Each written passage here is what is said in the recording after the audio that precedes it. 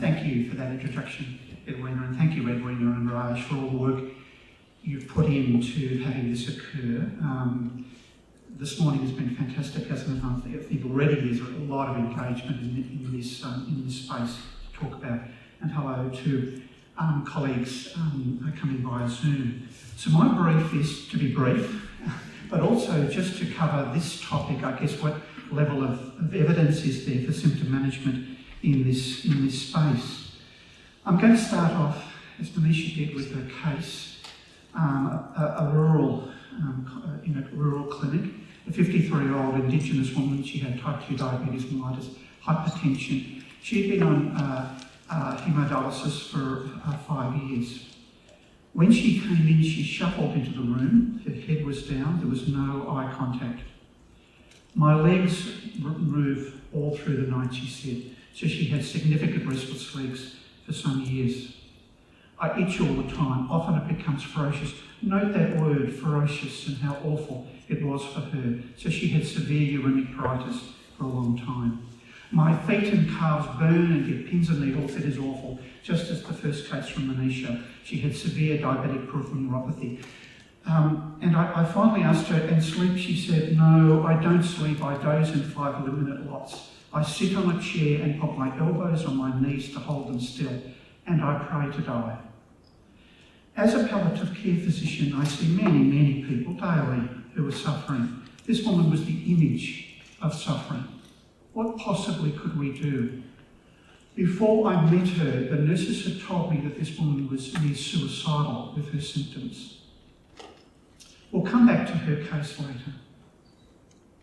So the overview of my talk is symptom management, the basic facts and principles, the overview of evidence, the lessons from other disease settings, which is fascinating, of course, for us to learn from others, and also from theory to practice, what symptom management looks like in a kidney supportive care clinic.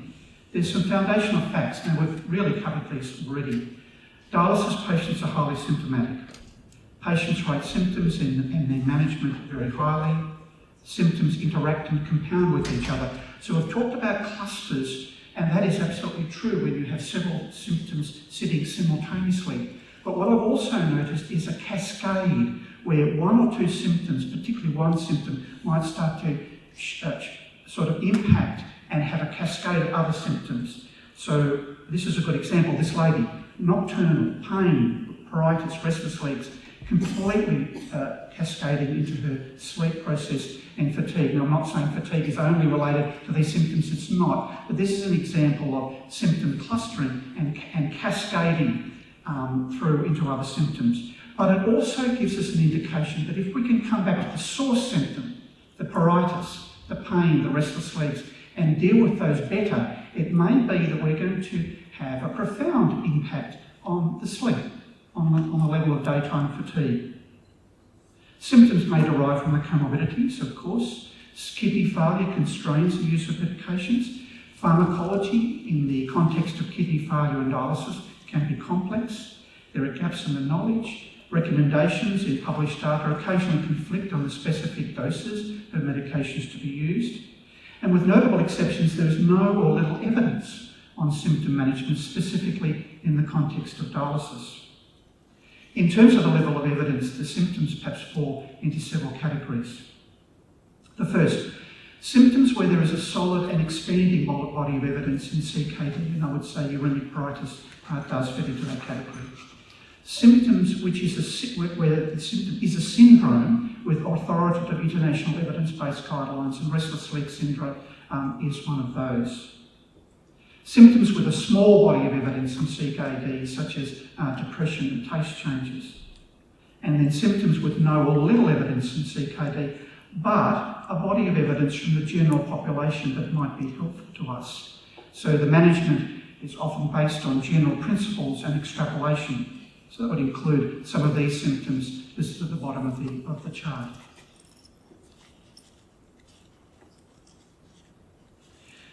As kidney supportive care matures, symptom management is a field wide open to research. The principles of symptom management. First of all, asking the question. I would say, even before thinking of the cause, asking the question. This is really important. But once you've heard the symptom, thinking of the cause or causes of that symptom, what is the mechanism? And this is going to be one of the themes of my talk, a mechanistic approach, not only to what's occurring, but what's unfolding there, what's below the surface there. I think it's very important to be meticulous, and using the symptom inventory tools is very helpful for us, rather than using our own memory to think of 17 potential different symptoms, but having something that's very structured, if you like.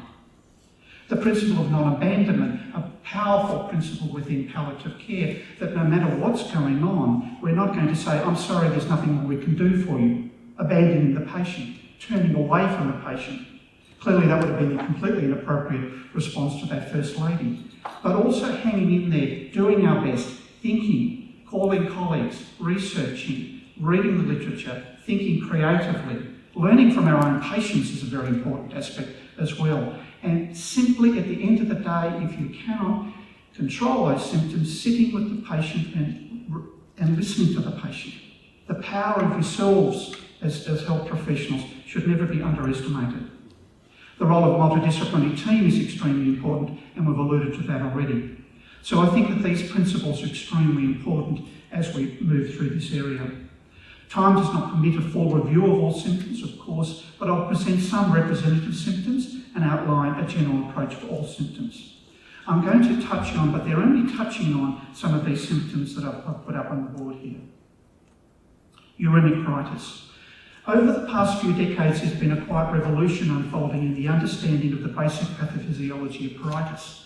Notice what I've done here. I've stepped right back to pruritus before coming into uremic pruritus, because this is really helpful for us in terms of what's unfolding generally in terms of pathophysiology. In the skin, there are nociceptive sensory nerves that transmit various sensations, and one of those sensations is pruritus. Isn't this a remarkable and a remarkably beautiful photograph, published just last year from Italy? The fine red lines are the nociceptive nerve endings, and the blue are the nuclei of skin cells. C fibres. So 5 to 10% of the C fibres are dedicated to itch. For many years, the assumption was that it was all to do with histamine.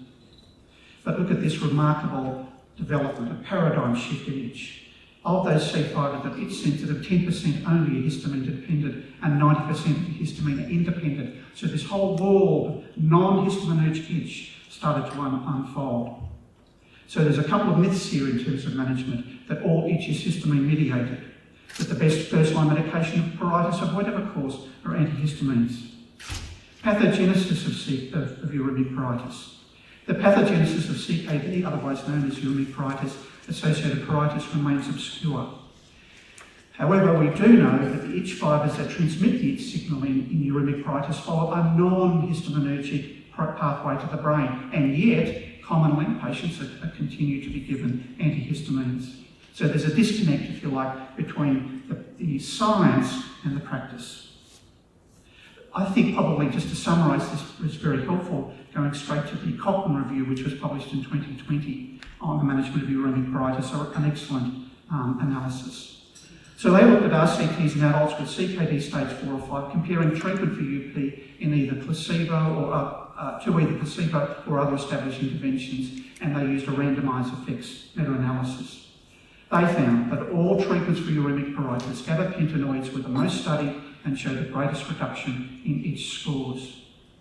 Kappa opioid agonists may also reduce itch, but indirect comparison suggests a much more modest effect in comparison to the gabapentinoids.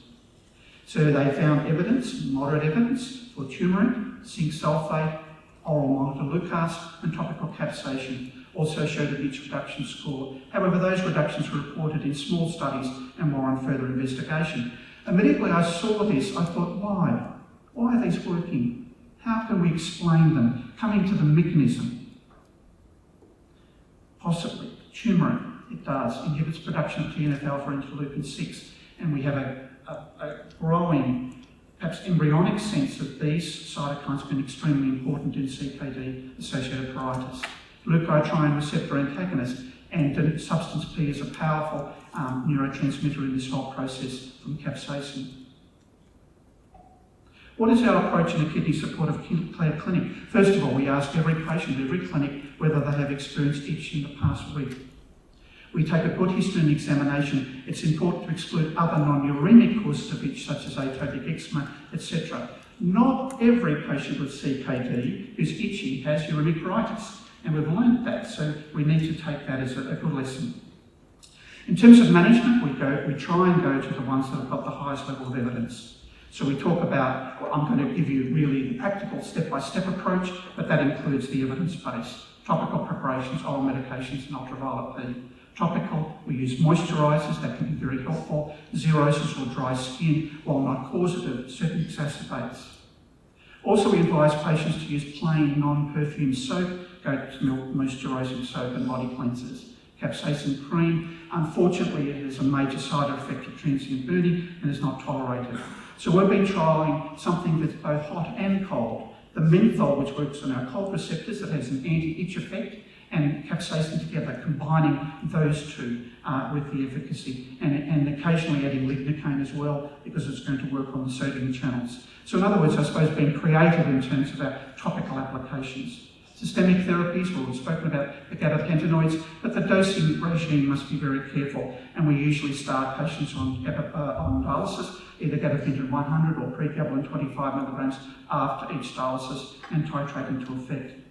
Ultraviolet B therapy, yes, less strong evidence really, but it's something that we can do to send the patient to the dermatologist. So what's the experience over about 11 years? So between those periods, about 700 patients, 680 patients completed at least one IPOS renal form at the St George Hospital clinic. Our prevalence rates were consistent with international data, extracting those patients who reported severe to overwhelming itch at their first clinic visit. What did they report at their third clinic visit? And these are the results we found. Was this initial response sustained over time? And you can see that. Now, I'm not going to put up a chart of pain, but pain is acting a different way because pain has so many different possibilities. So pain can come down and then going along and then up with gouty arthropathy, post-hepatic neuralgia, diabetic peripheral, lots of different reasons. So it's not every chart is like this, but it's just interesting for the possibility of controlling this symptom in a way that's sustainable. Restless leg syndrome. We know, I probably don't need to pause too long here on the definition of what this is, but it can be ruinous for sleep, as you would imagine. Not all kidney failure patients have a disturbance of their legs with restless leg syndrome. So we've had patients who've come in and said, my legs are restless, everyone's assuming it's restless, but it was never that. It was osteoarthritis. It was diabetic peripheral neuropathy. They felt more comfortable crossing their legs. So actually not. So what I do is I sit back and say, tell me what you're experiencing. What bothers you? Restless leg, well, my legs trouble me. Tell me what happens. And usually they give the international definition, essentially. So the differential diagnosis, there could be lots of other different things. So this is perhaps one of the good lessons for us in symptom management, pausing and thinking exactly as we talked about with language, is what the patient's saying is what we're thinking it is. Nausea is a very good example, where the patient may say, I feel nauseated, and I had a patient who eventually, in fact, their issue was reflux, but they were using the word nausea. Isn't that fascinating? Associations with restless legs with sleep disturbance, daytime somnolence, premature cessation of dialysis sessions, that's not good over time. Reduced quality of life, hypertension, new cardiovascular events, and mortality. The mechanism at least seems to be this story, where this is not Parkinson's disease, but of course the manufacture of dopamine across the dopamine 3 receptors. Iron is an extremely important part of this whole process, and the mechanism is an issue with iron transport into these cells. But it's more complex than that, and there's really a complex disturbance in the natural balance in the striatum of adenosine, dopamine, and glutamate. I'm not going to go into detail. So what are the management? Dopamine agonists, particularly that we only use that first group because the second group had very significant side effects with cardiac valvopathy, etc. So we use this first class of medicines. But the difficulty with this first class, you can get augmentation, which is a shifting in the onset of the restless legs, and rebound, where the person has a perfect night's sleep, they wake up and then their restless legs come to them.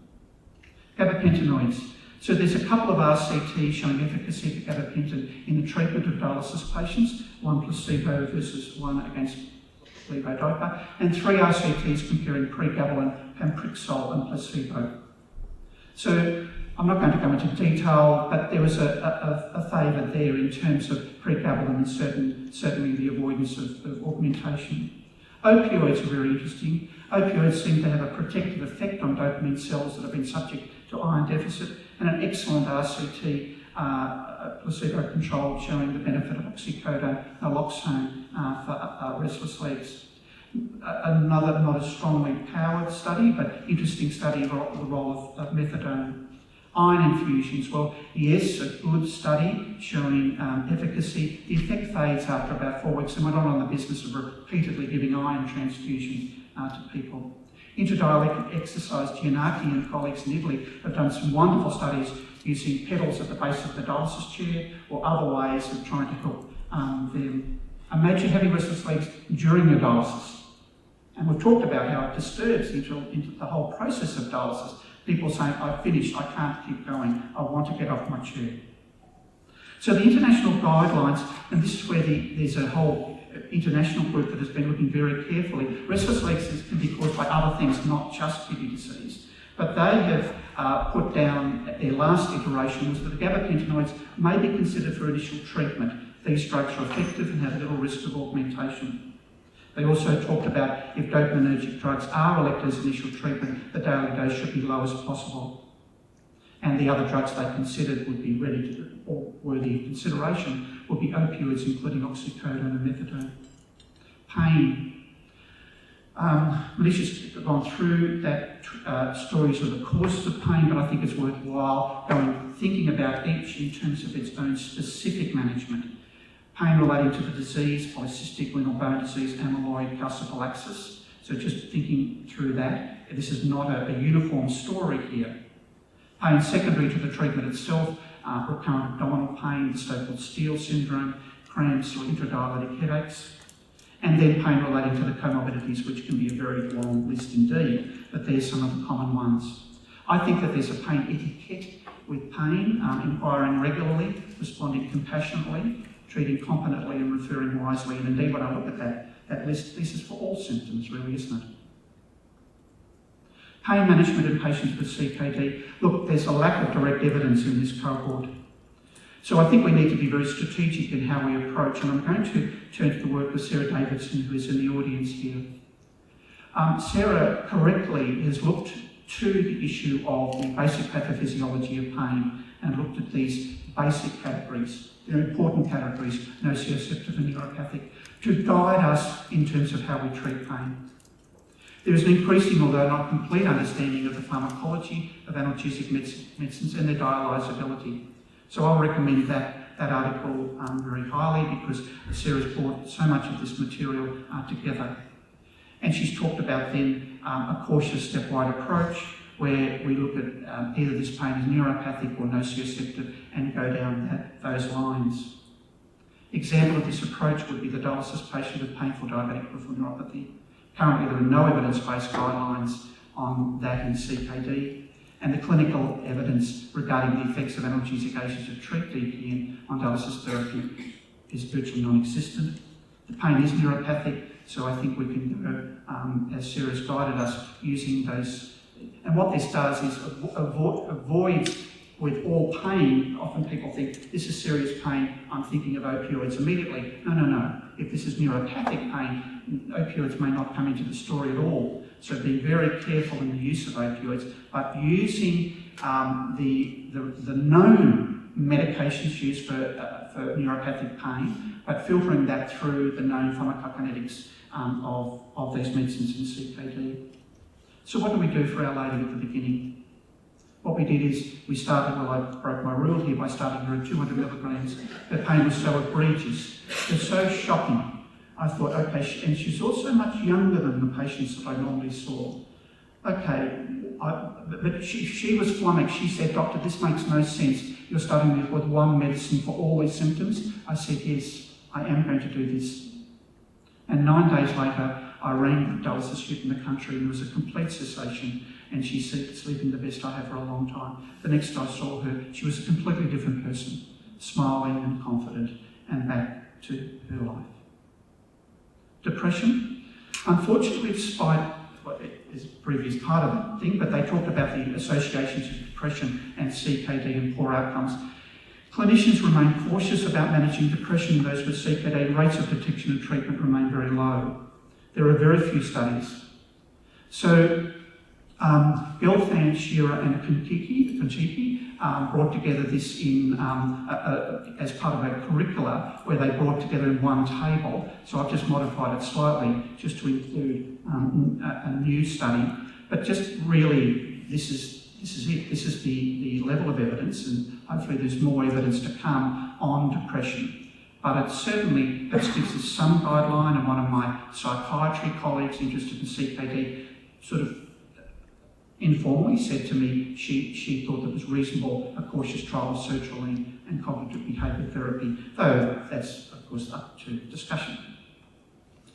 But what about the multifactorial symptoms? Well, these are the constitutional symptoms that are a multifactorial origin and may not have a specific management, at least in part because there's no single cause. Insomnia, fatigue, anorexia. So it's not like insomnia, there's the treatment. No, we need to unpack that very carefully to see what's actually causing these symptoms. Insomnia, this may be the product of multiple other symptoms, including these. And this. Anorexia, multiple other symptoms. So how do we approach these? Look, I think the first thing is to resist the temptation to dismiss the symptom as to be expected or too difficult to understand. I don't understand this symptom, and therefore beyond therapeutic intervention. We just need to be very careful about this. In fact, we need to turn our very good minds to what is the mechanism, what's the actual cause here. Take a thorough history, searching upstream for a cause. Now, these are just examples, they're not the entirety, but these are examples. And I've seen them many times. The person who's so trouble with sleep, they've got undiagnosed restless legs, itch or pain, fatigue, poor sleep due to undiagnosed those symptoms and very poor sleep. Anorexia, systematically consider the possible underlying causes. And I've learned the hard way to check for taste disturbances, because that may be the root cause, may not be the only cause. So to my chagrin, many years into this clinic, patients said, no, I'm not troubled by these symptoms, it's my taste that's troubling me. That was barely on my radar.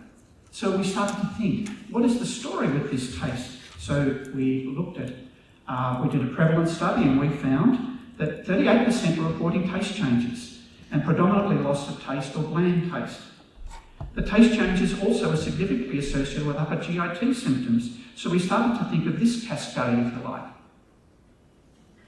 So while taste alterations are not the only cause for upper GIT symptoms, they do when present contribute to these symptoms. So we really needed, or I needed to sit and think about this topic. What is actually the pathophysiology of taste? Beyond the basics I didn't know, so I needed to study this a lot to work this out. And we also found there was limited evidence. 5 RCTs, 3 in adults, 2 in children, mixed results, and sodium bicarbonate mouthwashes can be affected, but that wasn't an RCT. So it was just interesting to see. But what we did was we started to combine our understanding of the pathophysiology of that with what the patients were telling us as to what they were doing was spontaneously gravitating from those foods that I can't stand into other foods and drinks which are reasonable. So we developed this so-called CKD taste plate, where if the patient had bland, we started to recommend the following: metallic, bitter or salty. And the hope was that those may improve not only the taste, but also those upper GIT symptoms. The danger of compartmentalising symptoms, I'll give you an example. 72-year-old man, home hemodialysis, terrible nausea, commenced on metoclopramide. 2 weeks later he reported, my nausea is really good, thank you doctor. But By the way, doctor, my legs are moving all through the night. We had precipitated restless legs. We were using a medicine that was a dopamine antagonist. We'd stumbled. So I think it's very important when you're hearing symptoms, thinking very broadly, okay, these are the symptoms, but as I'm intervening, is this going to interact with another symptom and its treatment? From theory to practice, what do we do? Okay, so here we're just going to talk about perhaps the domestic story of a dedicated kidney supportive care clinic that has symbolic and practical importance. Symbolic, it identifies within that renal department that kidney supportive care is very important, and practical because we try and do our best there. Referrals may be made from nephrologists and from senior renal nurses. That's interesting, isn't it? Spanning the referral into the nephrology nurses, because they are often the ones that are picking up the symptomatology. Patients may go dialysis, conservative management, or transplant. Every patient, every clinic completes a symptom inventory, and also prior to seeing the clinician, so it saves a lot of time doing it out in the waiting room. There are various, and we'll talk a lot about these in the next day or two, the symptom inventory, instruments, the ESASR and the IPOS renal. We use the IPOS renal. But both of those symptoms are very good and very helpful. Here we've got the 15, on the front page, 15 physical symptoms, and then the second page, anxiety, depression, and other psychosocial symptoms. Over time, we realised that there may be patients quietly suffering with symptoms unreported, so we started doing a symptom census of every dialysis patient in the unit every 6 months, because people were saying, I've never been asked this question before, and I'm going to tell you about exactly how I'm feeling. Collectively, it was agreed that any patient who reported symptoms severe to it would be an automatic referral to the clinic. Arguably, you could go moderate to overwhelming here as well. And the time to follow up is we need to be flexible rather than a routine every 3 months. No, if the symptom is this egregious, I'm going to try and contact this patient within the next week, potentially. Now, whether it's telephonic or face-to-face, but I want to follow this. I want to make sure things are improving, but also about side effects. And it is also in that clinic mandatory for the renal trainee or fellow to attend the clinic. So we've had many fellows now who see this as part of their work. And this is an interesting sentence from the head of department. This clinic is as equally important to your training as all the other renal clinics you will attend. What a powerful statement of leadership from a nephrologist. To what extent can symptoms of dialysis patients be managed successfully? So this was a study that was done locally, where we looked at how we were going in terms of symptom management. It was a prospective observational cohort study over a 7-year period. We're using the I+R. 80 dialysis patients had at least 3 clinic visits. The symptoms rated most for severe to overwhelming severity at the beginning of each, for each patient: insomnia, pain, lack of energy, poor mobility in each, very much what we've seen already. There was a significant improvement in combined physical and emotional symptoms score. The greatest improvement in symptom scores occurred for the 5 most severe symptoms. And follow-up to the final clinic visit, which was 13 months, showed sustained reduction in mean combined physical and emotional scores. These changes occurred without changes in dialysis delivery. What summaries are there? I would highly recommend this from Sarah's group there for conservative many patients, but these symptoms recommendations are generic and could be applied, of course, to the dialysis group as well. Where are we? Well, in conclusion, we have a growing recognition of the prevalence and burden of symptoms. With particular exceptions, there's a general lack of evidence for this cohort. There's an incomplete understanding of the precise mechanism of many symptoms, and I think this is a very important new frontier. With the emergence of kidney supportive care, there's a growing level of experience in symptom management, and that's very important.